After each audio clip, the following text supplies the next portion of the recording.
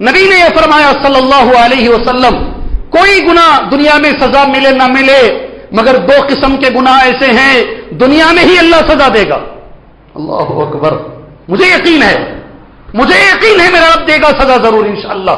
کون سے دو گناہ ہیں؟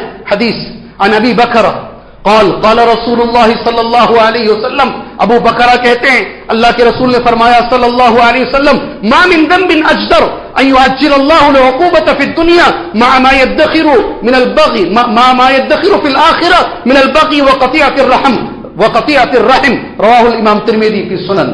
سبحان اللہ، دو گناہ ایسے ہیں، اللہ ہمیں بچائے، سبحان اللہ۔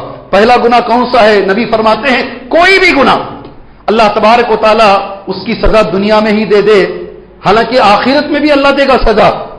دنیا میں اگر سزا سے سدھر گئے تو سدھر گئے، نہیں تو اس کی دوبارہ اس سے بڑھ کر کئی گنا زیادہ آخرت میں بھی ملے گی۔